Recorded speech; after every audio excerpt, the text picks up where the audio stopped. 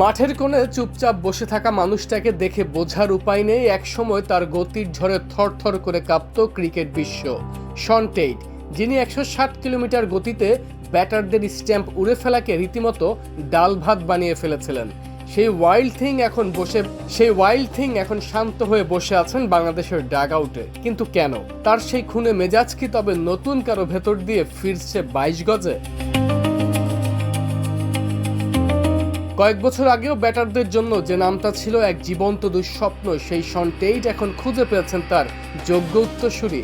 বাংলাদেশের গতির রাজা নাহিদ রানা যখন উইকেটে আগুন ঝরান, তখন গ্যালারিতে বসা দর্শকরাও যেন পুরনো টেইটকে ফিরে দেখেন। সে একই রকম পেয়ে, সে একই রকম ব্যাটারদের হেলমেট লক্ষ্য করে ধেয়ে আসা বিষাক্ত বাউন্সার।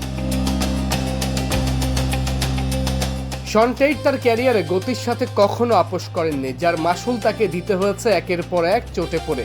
তবে তিনি যা দিয়ে গেছেন তা আজও বিস্ময়। 2007 বিশ্বকাপে 11 ম্যাচে 23 উইকেট নিয়ে ধ্বংস করে দিয়েছিলেন প্রতিপক্ষকে। এখন নাহিদ রানার মাঝে সেই একই রকম খুনে মানসিকতা ঢুকিয়ে দিচ্ছেন টেইট। ড্যাগ আউটে টেইটের ভাবলেশহীন মুখ আর মাঠে রানার 95 মাইলের গোলার মাঝখানের রসায়নটা এখন বিশ্ব ক্রিকেটের নতুন আতঙ্ক।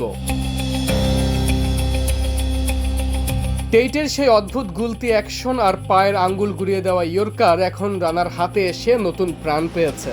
টেইট নিজের গতি দিয়ে যেমন ব্যাটারদের পুড়িয়েছেন, তেমনই নিজে পুড়েছেন ইনজুরিতে।